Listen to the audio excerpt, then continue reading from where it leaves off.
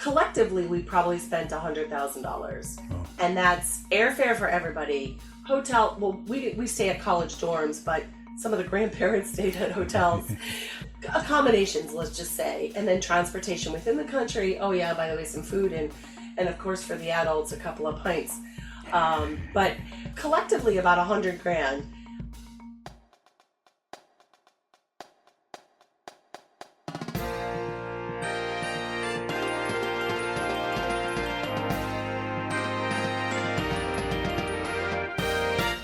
Hello and welcome to episode 28 of the BandWagon podcast for the week of September 2nd, 2024. On this edition of the program, news and notes from the band world, including new Macy's Parade band announcements, a report from preseason camp, I've got an apology of sorts, and trust me, during this week's trio conversation, you will learn stuff. I'm your host, Rob Hammerton.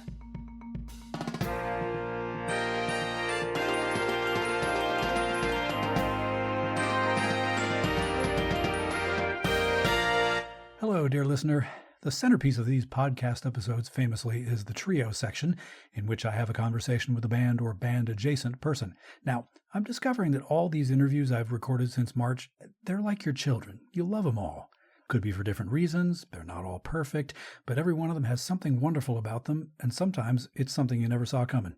Something you never imagined, even though you thought you had a pretty good idea of what they had in them. This week's is no different, and very different. You'll see what I mean when we get there. For now, find your gauntlets and spats, if you have such things, and away we go. Let's play the first strain.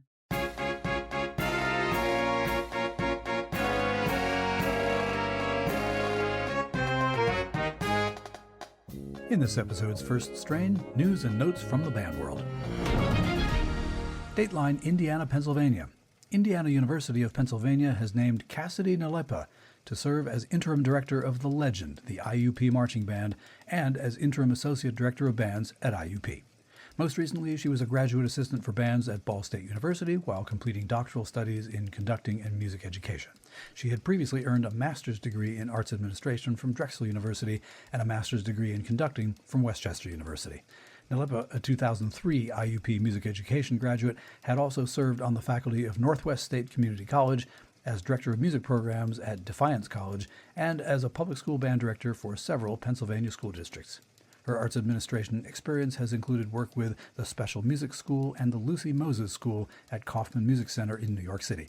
In July, IUP's previous associate director of bands, Dr. Zach Cheever, departed to assume a similar position at his alma mater, Austin Peay University. Dateline, New York, New York. The Macy's Thanksgiving Parade organization has announced its 9 participating bands for the 2025 edition of the event.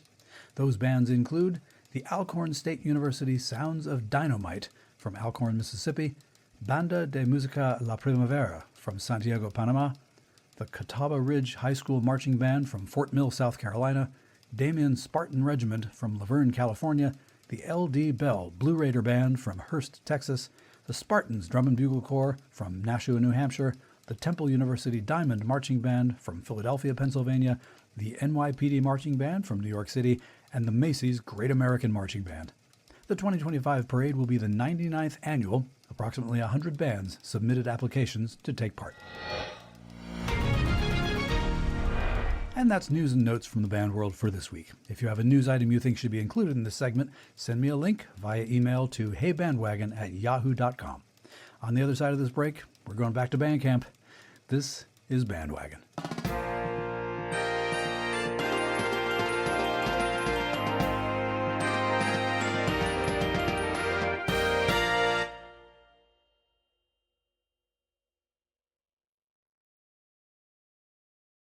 Okay, let's pick it up at the second strain.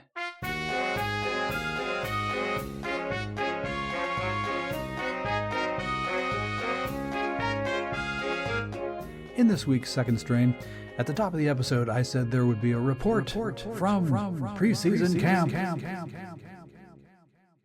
And there indeed will be. Here it is.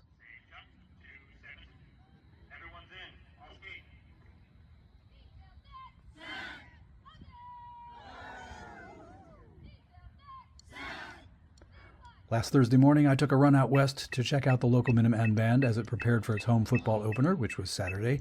And don't get me started about the first football game of the season happening in late August. It's absurd, and I do have my own story about that subtopic, which I'll get to down the road. But I figured I might talk to a person or two about how it was all going. I imagined maybe offering a few sly, spoiler-free hints to you all about what my alma mater band is up to. But instead, I found myself taking a moment to step back and look at what was going on through a more wide-angle lens, metaphorically. I appreciated what was going on from a number of standpoints. In terms of the musical and visual output of the group, in terms of how, well, band alumni always, in their heart of hearts, want to come back and see their old band and think, yep, they're better than we were.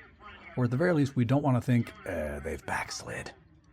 I looked at it in terms of how great an organization it is for my number one nephew to have joined, because, yep, 40 years after I took part in my freshman year band camp rehearsing on that intramural athletic field, he was taking part in his on that exact same field.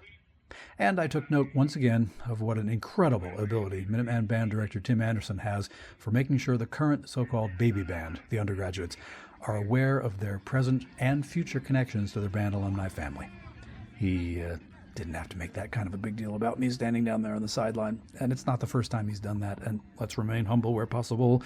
Although he did plug this podcast pretty hard over the PA system, so I really can't complain. But the wide-angle lens through which I was watching the rehearsal that I do want to talk about a bit here is one that nobody who ever did band will be the least bit surprised about, whether marching or seated, school or community, no matter where and no matter what style. It's this. Very simply, artificial intelligence, AI, will never, ever be able to replicate the band experience in rehearsal or performance. In the first place, AI will probably manage to give bandos hands with 6 fingers and other silly, inexplicable mistakes like that. But more importantly, and I'll make this quick, since you all know the details, you all understand the specifics of all the things AI will never be able to come up with when you ask it, "Hey Siri," or whomever, "create an image of a band in rehearsal." I'm confident that AI will never be able to create or reproduce the spontaneity of the in-jokes, the sheer visceral impact of brass, woodwinds, and percussion all hitting that dot and that musical impact in one instant. The genuine, unironic verbal rooting for the director to successfully pull that bucket full of supplies all the way up from the ground to his location up at the top of the scissor lift by the attached rope. The unison answer, "Hey what?" to the question, "Hey band." And in this case, the spirit, the good cheer, the joy of hundreds of collegiate band members spending a morning not thinking about writing papers or cleaning their dorm rooms or meeting with professors or getting to their part-time jobs on time, but just spending an August morning, an August day, a whole August week, doing one thing and one thing only: band. In temperatures that were, last Thursday anyway, blissfully much cooler than 88 degrees. There was sweat, there was sunblock, there were heavy instruments. Friends, there was a baritone sax section. Talk to me about this later. And there were choreography movements to learn, drill to learn, music to learn, but there was palpable delight. And not just from me.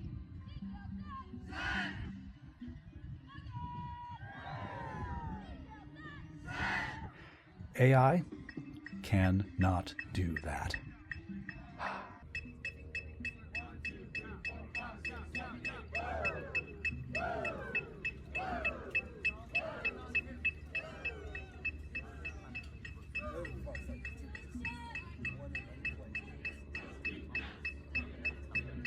And on the other side of this grand pause that we'll take now, Schenectady, New York. Hello.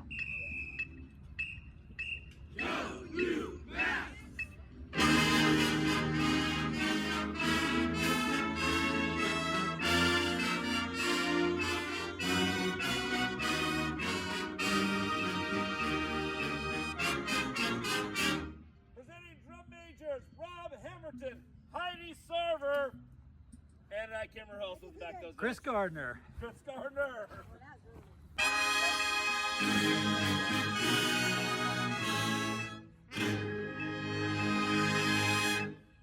Nice sound, really nice sound.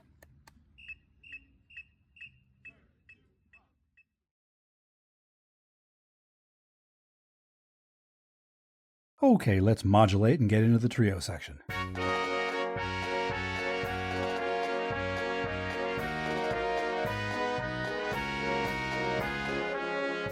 This week in the trio section, I'm pleased to be joined by someone who, among other things, led a group that did quite well at World Championships, but not the ones at Lucas Oil Stadium.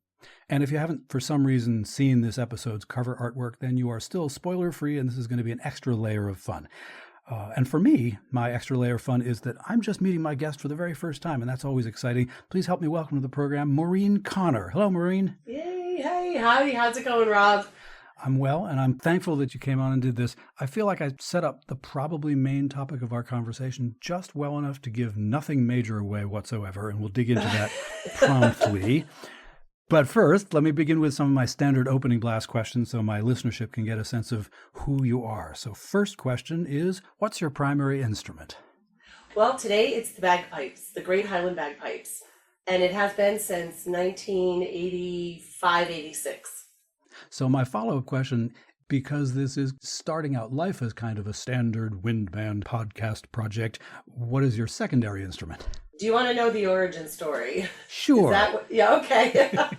So when I was a little kid, I started off on flute in the music, band program, and played flute for many years, and then later discovered that I was languishing at the end of the second flute section and thought, oh, there's got to be more out there, and learned the string bass and electric bass, and I played in stage band in high school. And then I was always fascinated by what's the bigger world out there, and became the drum major of the marching band when I was in high school. And one summer I heard about this drum major academy workshop that they had, but I had to work that summer, so I never got to go.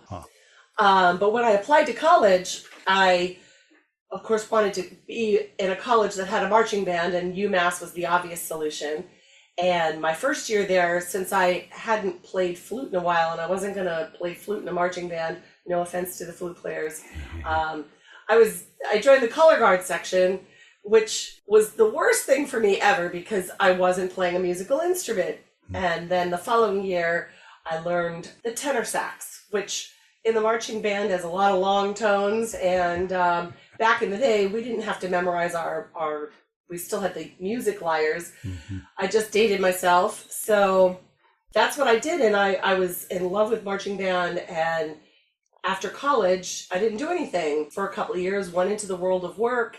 One day, I like to say it was the last day I was ever bored. I read the entire Berkshire Eagle newspaper from Pittsfield, literally down to the classified legal notices, obituaries, and saw this little tiny ad that said pipe band available for hire, teach lessons too. And I raced to the phone, and that's how I got connected with Nancy Tunnicliffe. She lives in Lanesboro, Mass, and that's how I got connected with her. And knock on wood, I was very fortunate to have a really excellent musician teaching people how to play the bagpipes. So that was how I got connected with the bagpipes.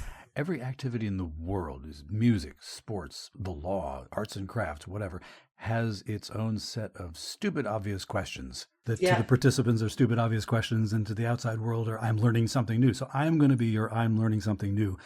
Okay. For sure. Briefly before that, because I feel like even though I did my homework, I didn't do enough of my homework.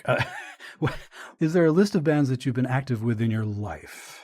Pipe bands, yes.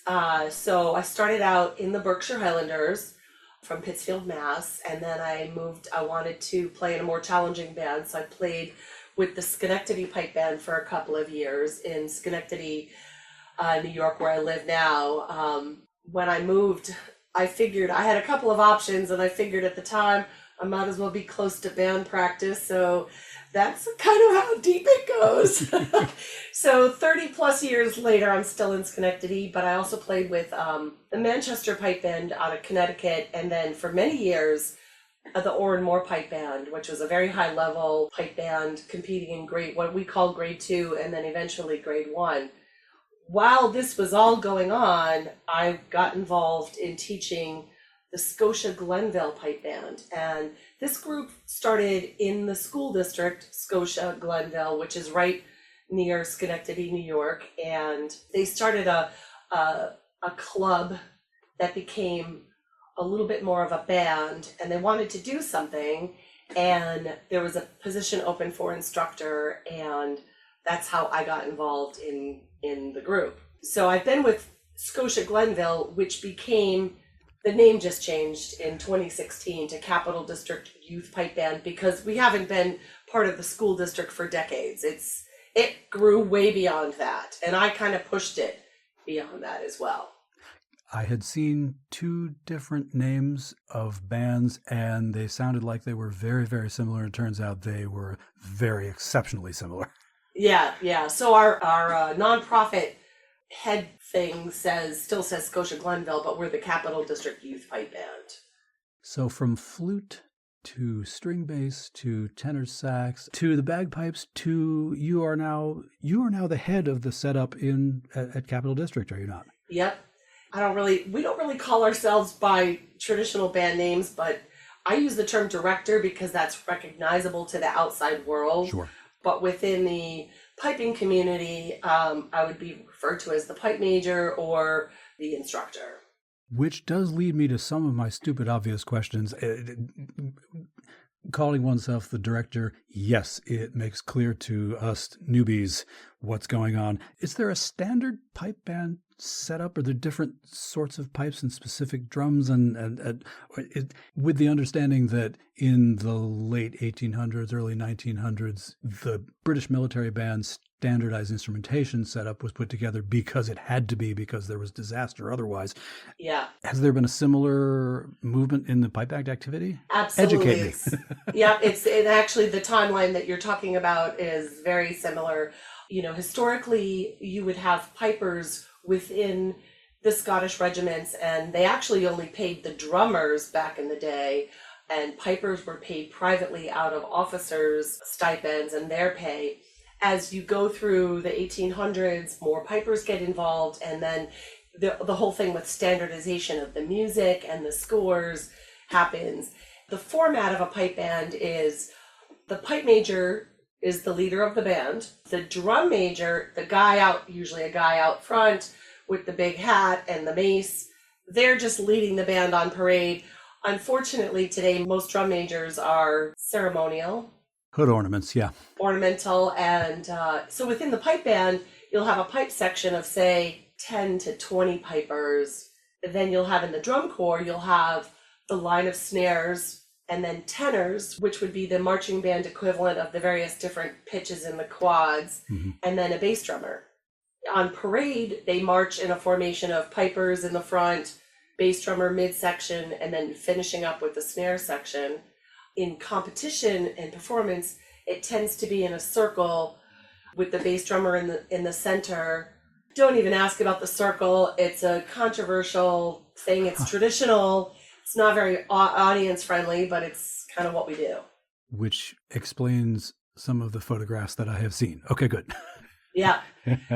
Yeah. So you'll see more bands these days will form what we call concert formation when we're playing in a concert. And that's the arc with the pipe major, the leader in the center, a traditional band setting. And it's interesting because it changes how the band sounds, it changes how the band projects into the audience. But pipe bands are not that far ahead with regard to those kind of things. This is going to be an analogy which might be tortured, but also might work. In the military, my understanding is that passenger seats on aircraft face backward in the interest of helping the personnel deal with deceleration and such. But commercial airliners have seats facing forward because that's what people expect. They expect to travel facing their destination just like in cars. So it's audience expectation, it's general effect that is driving that. Maybe that analogy works. So that's one possible thing. On top of which, I'm a church musician, and so therefore there's the question of tradition versus let's do anything new and everybody has a heart attack. Right. Oh, yeah. So therefore, if I go to see a pipe band competition, now I don't ask an idiot question out loud. At least one, anyway. Yeah. And where the circle came from, I have no idea. And The interesting thing is the sound what you hear as a musician in the circle is so different from what you hear outside the circle. Huh. It's a very bizarre thing, and unfortunately we'll be stuck with it for a while. It occurs to me to ask, because brass and woodwinds are different in this way in terms of sound projection. Do bagpipes send their sound every which way like woodwinds? Sort of. Oh. So you have, the ultimate goal in that circle is you have the circle, and all the pipers are facing their chanters, which is the melody, towards the bass drum. And then you have the drones on top. And so, in a perfect setting, you'd have the pipes all facing towards the center and the sound going up, and then the drone sound going up and out, and then it all projecting out. From a actual sound projection perspective, the circle is just really terrible. It's nonsensical. And so pipers try to do their best. Drummers I know they tilt their drums in a certain way so that the drumming judge, which is behind the drum corps, can best hear the drummers. But it's all, from a person who's been in marching band, it makes no sense whatsoever, but this is what they do. But if I had talked to someone who was strictly a bagpipe person and did not have the experience of the traditional wind band, what we understand as the traditional wind band performance, it might not occur to them to say that. They don't know. Pipers don't know. If you've been in marching band, the classic finale, the whole wind section, marching from one end to the other to face the home stands, tilt the brass up, project to the top of the stands, that's a typical thing.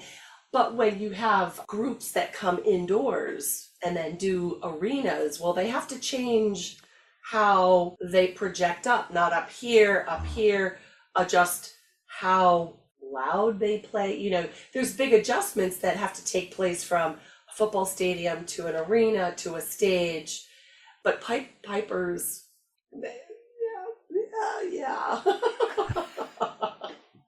they just do what they do. And there are questions, there are definitely individuals and organizations that push the envelope, and the higher level bands, the week of the World Pipe Band Championships, there's a festival called Piping Live, and one of the top level grade 1 bands will perform a concert to the wider audience. And so the stage shows have very much evolved in terms of instrumentation, where the setup is, how the setup is, where you put the drummers, where you put the pipers. That's definitely evolved over the last 25, 30 years.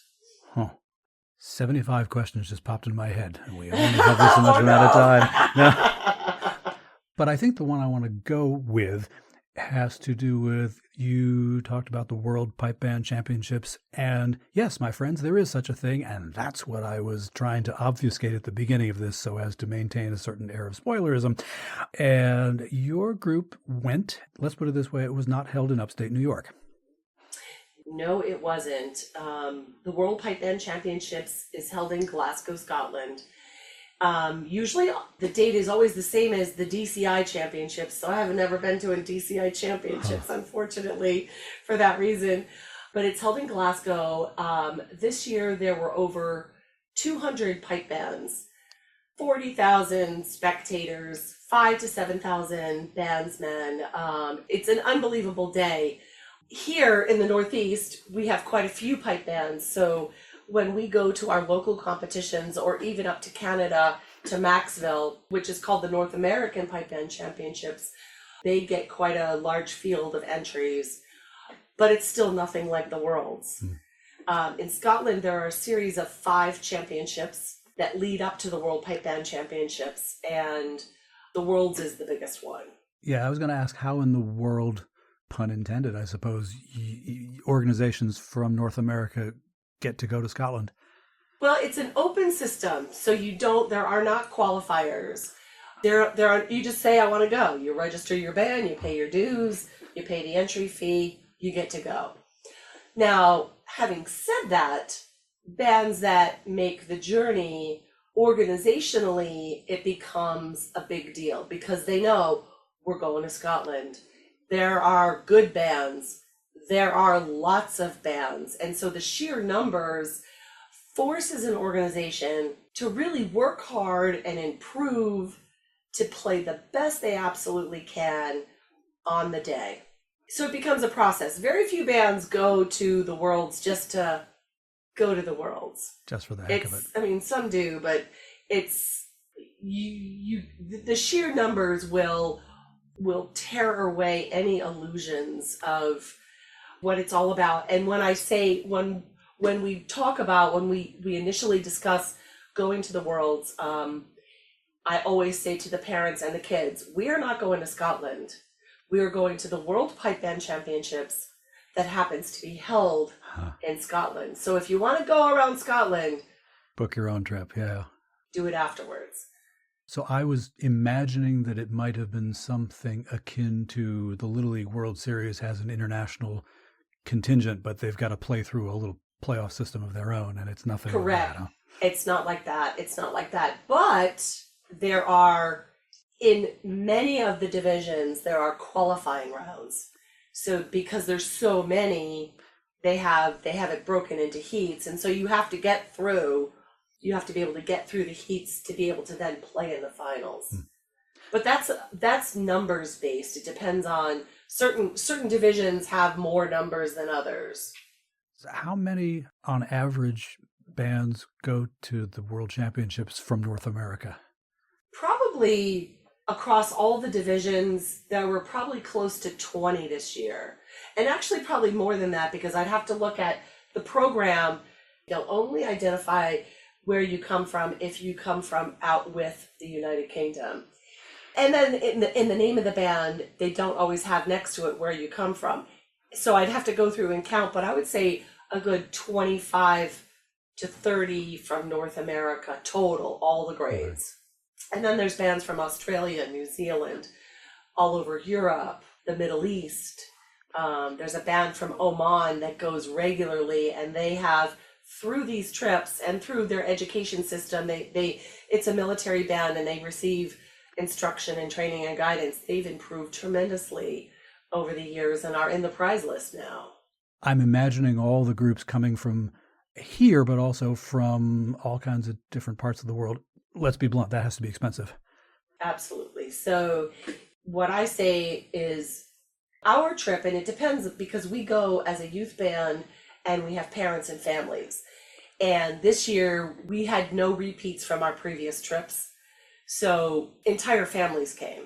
So collectively, we probably spent $100,000. Oh. And that's airfare for everybody. Hotel, well, we stay at college dorms, but some of the grandparents stayed at hotels. Accommodations, let's just say. And then transportation within the country. Oh yeah, by the way, some food and of course for the adults, a couple of pints. But for, so collectively about $100,000. One of the bands, the Scotch College Pipe Band from Melbourne, Australia, they brought two bands. They were very large this year. I don't know how many adults were with them, but they were in the UK. They were in Scotland for a good solid couple of weeks. And they said they spent 265,000 Australian dollars. So it's a costly undertaking. For the band members, the band pays for their accommodations and transportation in Scotland. So when we fundraise, that's what we're fundraising for. Band members are expected to pay their own airfare and then food when they're there. So we take care of them when they get there. It's a big financial undertaking. So any organization that wants to do this has to take the trip very seriously right from the start. So the size of the organization will impact that. Are the different competing divisions laid out by band size? How are they structured? The grading system, there's two things going on. One is the actual number grades. Grade 1 is the top, then grade 2, 3, 4, and in the US and Canada, there is a grade 5. I've always equated the grade 1 bands as the top professional orchestras, the equivalent of the New York Philharmonica and the Boston BSO, and the grade 2 bands are the equivalent of exceptional university programs. Sure. And then the grade 3s are sort of regular college programs, maybe exceptional high school programs. Grade 4 is your high school program. And then for any of you pipers out there who are listening to this conversation, what I'm about to say is highly controversial and will affect your ego, but a grade 5 band is the equivalent of a middle school band. You know, people have learned as adults primarily, which in the US there's a lot of that, and that's where they're at. They're playing, you know, simple melodies, simple embellishments, you know, pretty basic. So that's the grading level. The juvenile division is the term the Scottish use for under 18. Okay. So there are 3 separate categories. One is just juvenile, and those bands over the last, say, 20 years can be the equivalent of grade 2 bands. They are excellent. Then you have novice A, which probably is about the equivalent of a grade 3 band, and then novice B, which is very big division because you have the beginner levels up to the next level. So novice B is going to be the equivalent of the middle and high school bands. So it's like a high school band equivalent. Okay. And it is age regulated. So you cannot be in the band if you turn 18 before November 1st of the prior year. So this year we had 2 18-year-olds in the band, but they didn't turn 18 until after November 1st. So they were allowed to go. They got grandfathered through the age out process. Yeah. And then the music requirements, the playing requirements. In novice B, it is 4 2-parted, 2/4 marches, and there is a prescribed list that you select from, which has expanded over the years, thankfully. So it's pretty diverse because the grade 4 bands as well as the novice bands have to pick from this list. The 4 A's and the novice A's play a march, strathspey, and reel. So the 2/4 march is the standard. A lot of them are song tune based, but others are just written for that idiom. And then strathspeys and reels are dance tunes. So you're doing basically your fundamentals. And then the juvenile, which is grade 3/2 equivalent, they then play the medleys. Jigs, reels, slow airs, hornpipes, various styles of tunes that they put together in a selection. Dear listener, if you feel like you're having to make a diagram while this is going, don't worry, so am I. Give me a moment or several moments or a day. Yeah. So when you go into competition, okay, here's another idiot question. It may or may not be an idiot question. Are there particular things that the judges are looking for? Absolutely. The top thing that they're looking for is, I'll use the term, the tonal and temporal integration. So the goal of a pipe band is unison. You have 5, 10, 15, 20 pipers.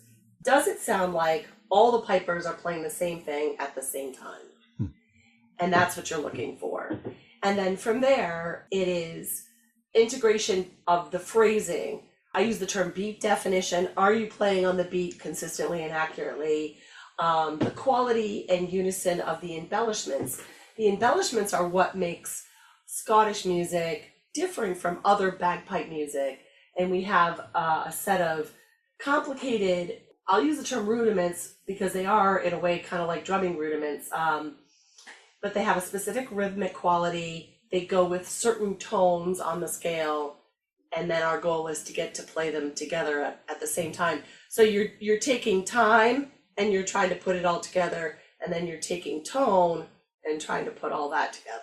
I'm hearing about the concept of playing in unison, and in some areas of music, you would look at that and say, well, that is your bare minimum basic, is it not? But in the bagpipe world, is there standard manufacturing for bagpipes, or is every instrument kind of individual so that it makes it harder to make a unison?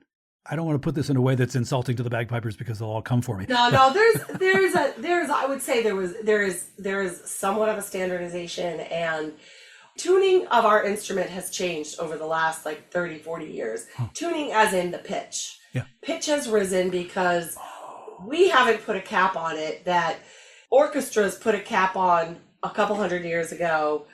440 is the standard. Yes. Well, we haven't gotten there yet. There are modifications, but in a band, it is imperative that you have the same chanters, the melody part, that you have the same reeds, the same reed maker. Now, you don't have to do that, but your life has just been made. But it helps. It geometrically more difficult trying to get everything set. If you have a standardized manufacturer of chanters, which there are different makers out there, but you go with one or the other. And then the drones all have, certain makers have different qualities, and then drones and drone reeds, how you're trying to define that part of the sound can determine what drone reeds you have. Most bands would not ever say to a piper, you have to play this model of bagpipe. They might encourage you, or if you have a set that's harder to be stable, they might recommend that you get a different set, but they don't say you have to have this set of drones. Because when you're buying bagpipes, that's what you're buying. The chanter, the melodic part, is disposable. That over time wears out over time. Well, the plastic ones don't really, but that's a whole nother story. Probably not for this. That's a deeper question. And what kind of panic arose when plastic got involved? Oh God, and it changed things. And now they're all playing plastic now because it's easier to deal with. It doesn't change. With bagpipes, what we're going for, we're shooting to have the best possible sound. Build, warm up. Tune, perform. In Scotland, you have cold and damp. I was going to say, when a weather front comes through. You're fighting those conditions, and wood is a variable that changes and plastic doesn't. Oh, to my clarinet friends. Yeah, a lot of the higher level bands, though, now are, there was a big surge to try all the synthetic materials, and now it's come back. So the top level bands are all playing hide bags, sheepskin or cowhide bags, and they're playing cane drone reeds, which if you play them regularly, they're fine. But at the lower level bands, the synthetics have raised the level of the average player so much so that it's just easier to deal with. Teaching a youth band and trying to teach them how to do their maintenance themselves and be able to, we're just going to play the synthetic drone reeds because we are going to get 100% better sound, 500% times easier. I can only imagine the variables that you are forcing not to change. Okay. Oh yeah. Yeah. Okay, the sound, dear listener, that you may be hearing is not necessarily my head exploding, but all of the little popcorn sound effects of, this question and that question and this question, and I want to know more about that, because I think people may be interested. I feel like we could do a part 2 on this one. Sure. Hold that thought, everybody. I'm working on it. I am working on it in my head. Let me offer some of the standard questions that I ask to wrap up some of these recordings. These are questions that don't necessarily have their answers on a person's resume, but I think they're fun. And the first question is, what's one of your favorite pieces of band music that you've played, either outdoors or indoors? And I am not going to limit this to the wind band world because that would be horrible. Oh gosh, there's so many tunes. There's a tune, Duncan Johnston, which was an opener that we played in the Oranmore Pipe Band for a couple of years. That has a nice driving forward momentum. So it's a great opener tune that you march into the circle. So that tune, Duncan Johnston, was always a favorite of mine. I could sing it for you, but you don't want to hear me sing.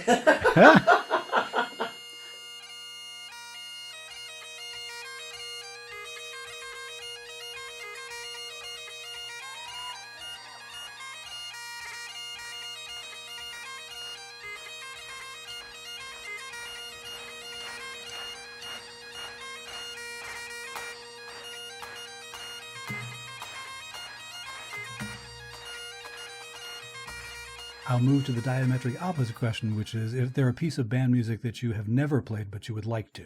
I don't have a specific tune name in mind, but probably a piece that would be with a concert band or an orchestra, or, I've done a few of those things in the past, but not anything on a big scale.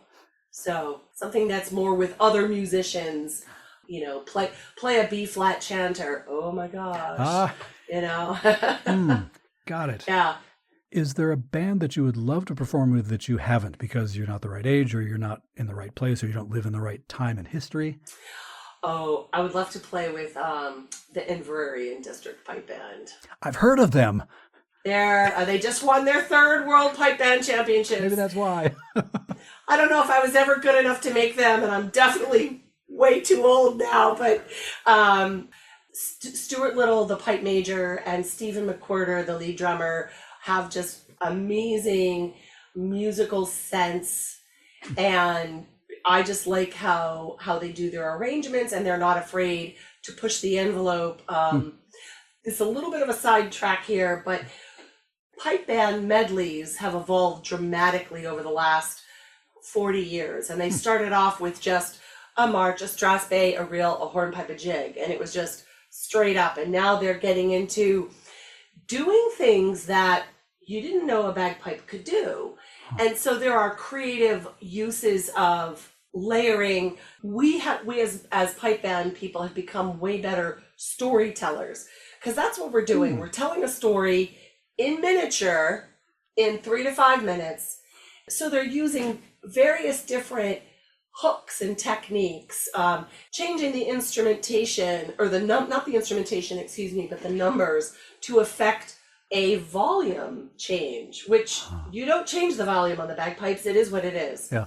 But you can change numbers and what notes they're playing, and you can do reprieves, and you can take the opening melody and then you can reintroduce it underneath the melody of the slow air as a harmonic line, and then bring it back into the end when the reels are playing, but you can tie back the slow air melody, and you can do all these various different mashups, so to speak.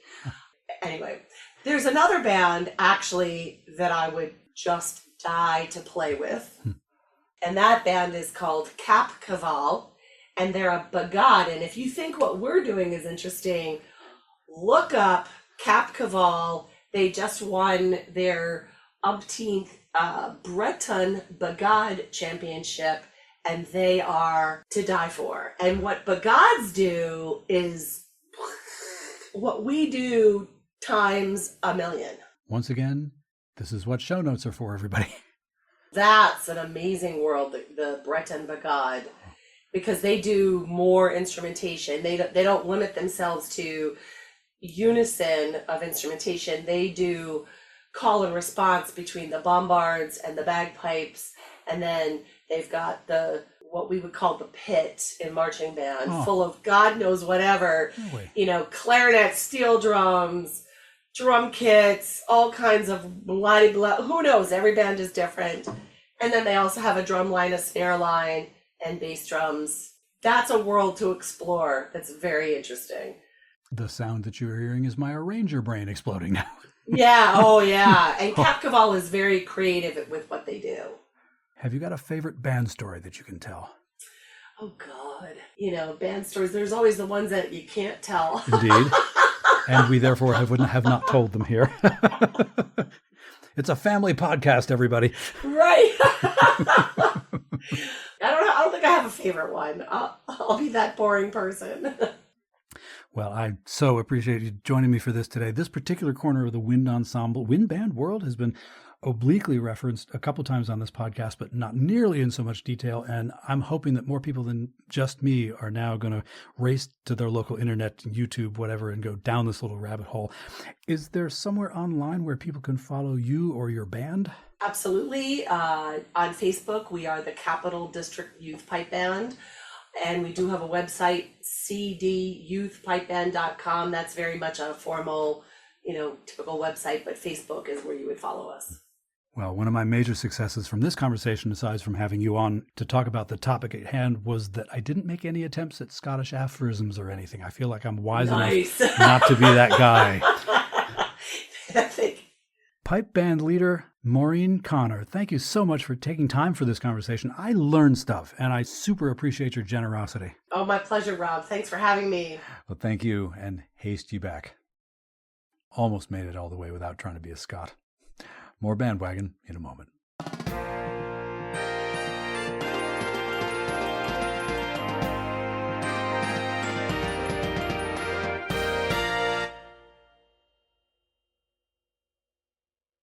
Here comes the dogfight.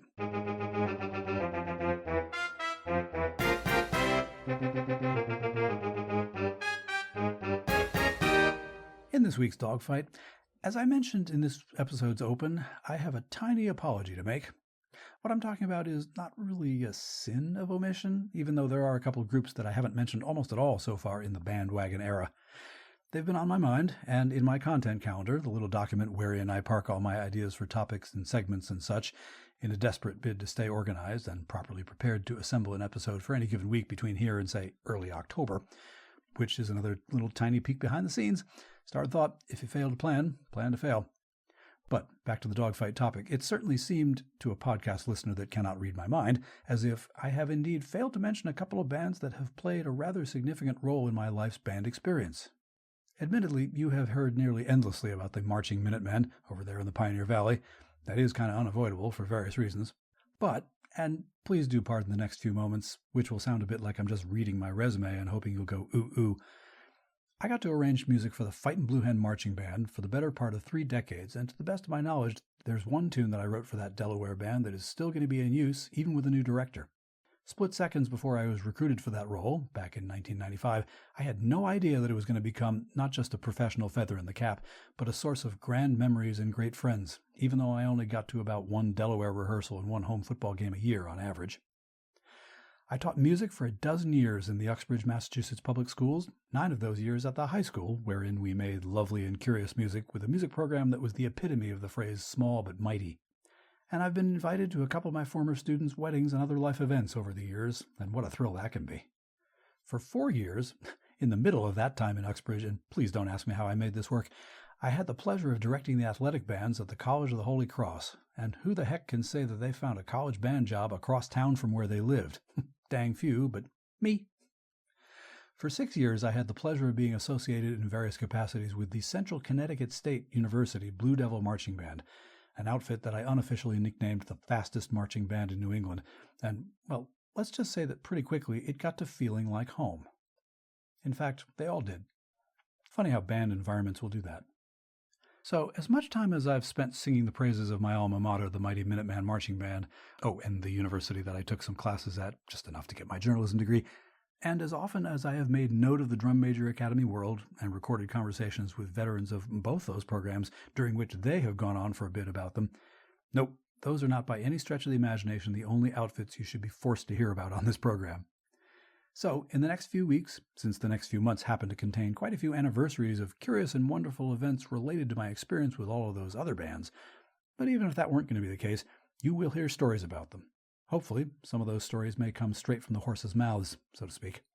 Because also, go Blue Hens, go Spartans, go Blue Devils, and go Wildcats and Rams and Purple Panthers and Tiger Pride. Go! Except, please do stay with me as I put the finishing touches on this episode after this one last break. To wrap up this week, let's take the CODA.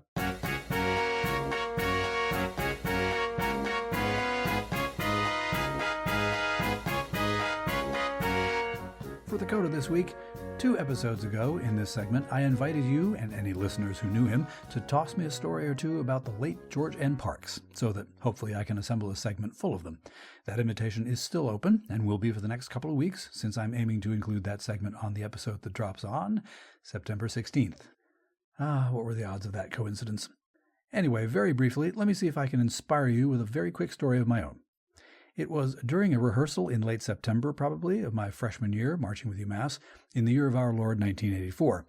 Since the beginning of my freshman year band camp to that point, Mr. Parks had been famously very bearded.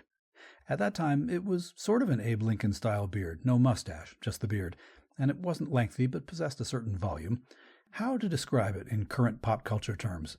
Think about 80% of Jason Kelsey, minus the mustache.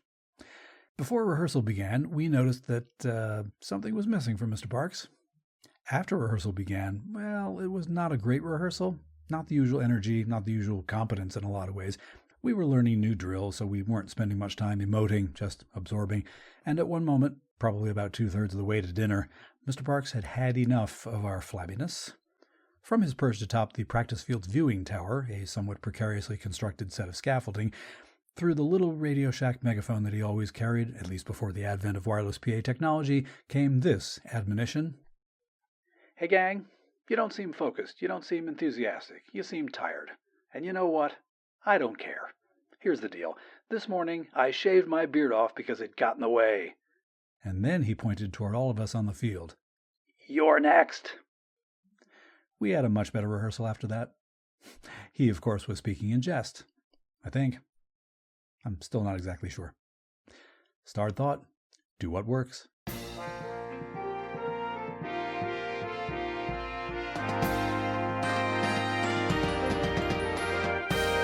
That's BandWagon for this week. Thanks as always for downloading and listening. BandWagon was written, researched, and produced by your humble host. Musical interludes were produced by Hammerton Media, from source material largely by John Philip Sousa. You can listen to more episodes at our website, heyband.podbean.com. Please give me feedback. Let me know what you like, what you think might change. You can do that using our email address, heybandwagon@yahoo.com. Or leave us a 90-second voice message by going to speakpipe.com/heybandwagon. Be aware that we do reserve the right to include your message on the podcast unless you say otherwise. Those contact links and links to our news items, conversation topics, and my interview guest, MAUREEN CONNOR, can be found in our show notes. Please share the show on social media, and thank you for that. If you enjoy this podcast, get someone else to listen as well. Word of mouth is the best recruiting tool. And to keep up with us every week, subscribe to BandWagon on the Podbean app, Apple Podcasts, or wherever fine podcasts are sold. And please rate and review. It really helps other people to find the show. For now, take care, stay in touch, stay in tune, and we'll do this all again next week. I'm Rob Hammerton, and remember, put your name on your garment bag.